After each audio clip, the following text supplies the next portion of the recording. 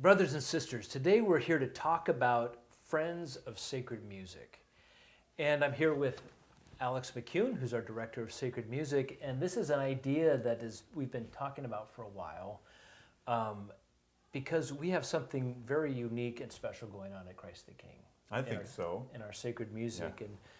And what this idea is about is to have the opportunity for parishioners or not parishioners, just people who are excited about what we're doing in music and the kind of formation that's happening. I mean, we'll talk about that in just a second, but an opportunity to become a friend of sacred music, which would mean you as a financial contributor to the program, and that will help our program to sustain and even to grow. And so, what are your hopes for our program here? What do you like? Why do we have this idea? Yeah, why do we have it and where we're going, right?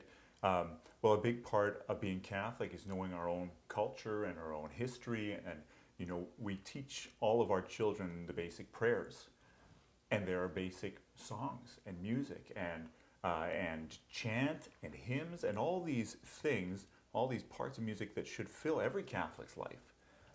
And I, for one, I didn't get them growing up.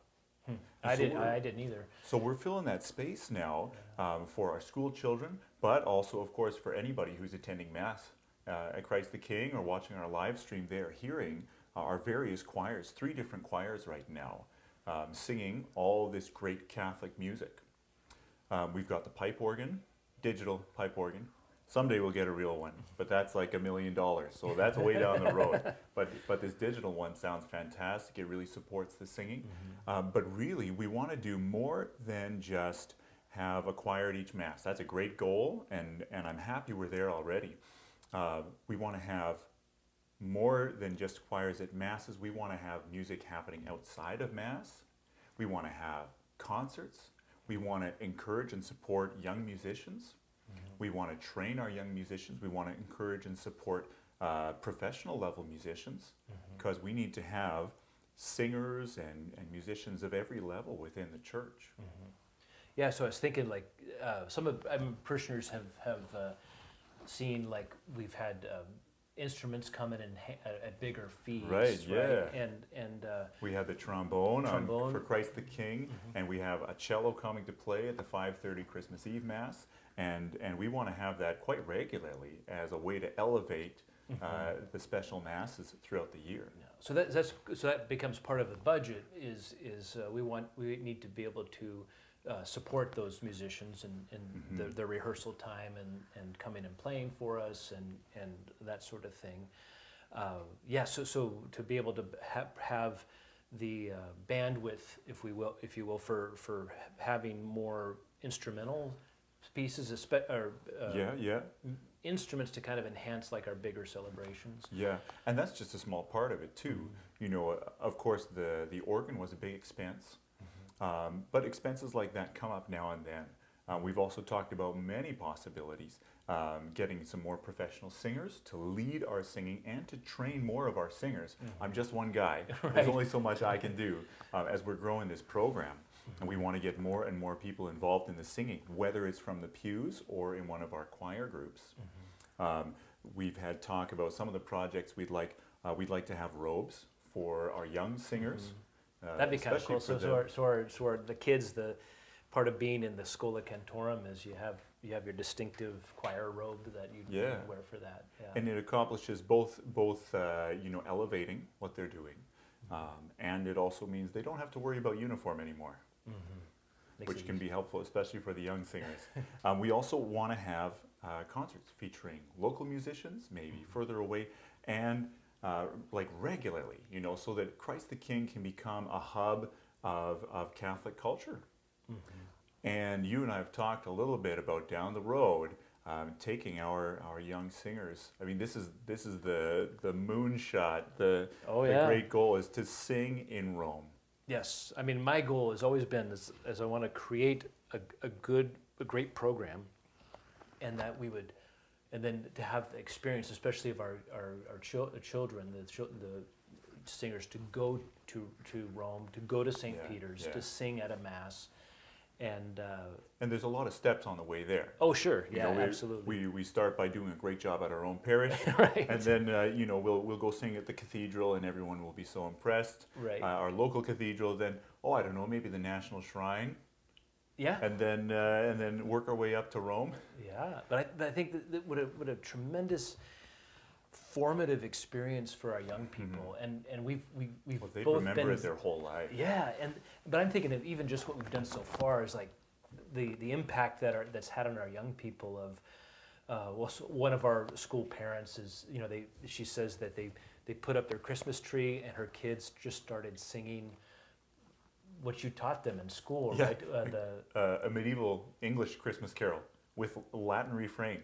And they just started singing it from memory Yeah, a kindergartner. and into. And I didn't teach that to his class. Really, they just But he picked it knows up. it. Yeah. But he knows it, and that's going to be in his heart for the rest of his life. Yeah, and that's just awesome. Yeah. Now we have so much support.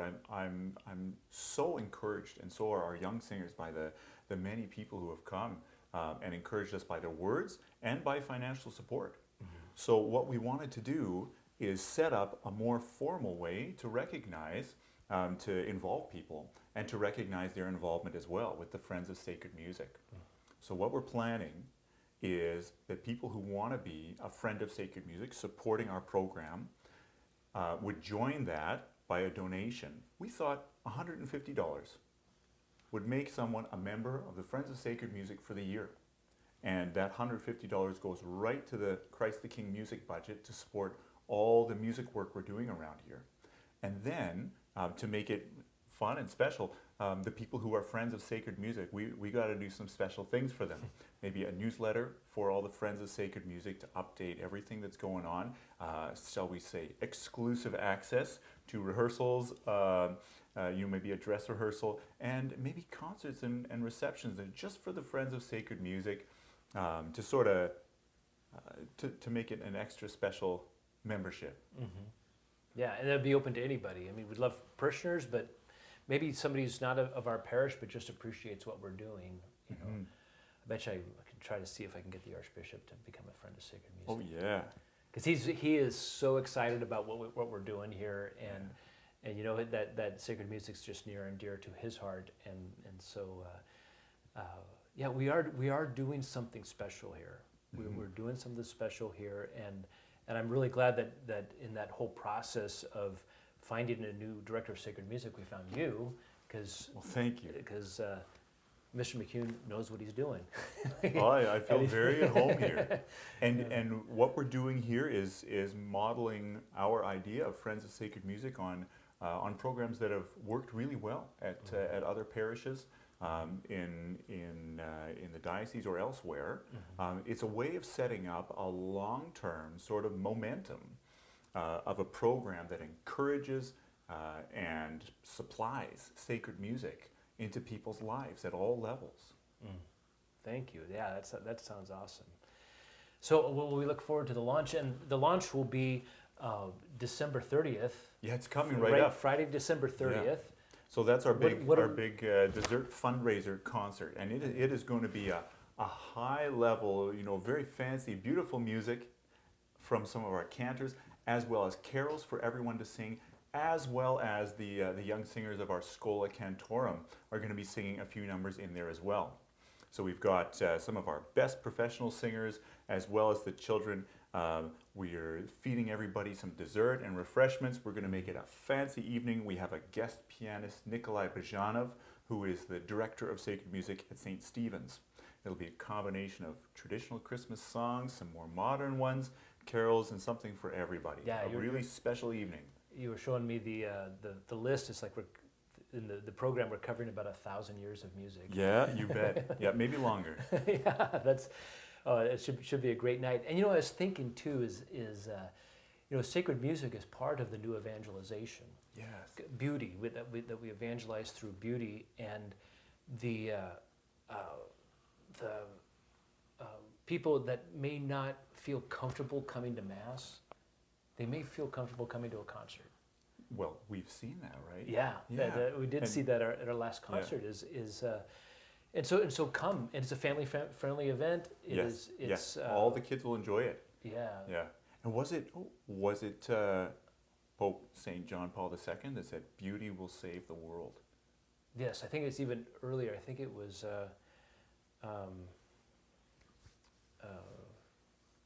the Russian novelist Dostoevsky. Was that Dostoevsky? I think Yeah. it might have originated with him. But Well, I know beauty played a big part in my own conversion. And that's something that I would love to bring at Christ the King to not just the people in our parish, but something to share with everyone else too. yeah.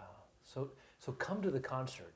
Yeah. It'll be Friday, December 30th. Free admission. Free admission. We're in the Christmas season, right? Christmas is not just for a day, it is a season.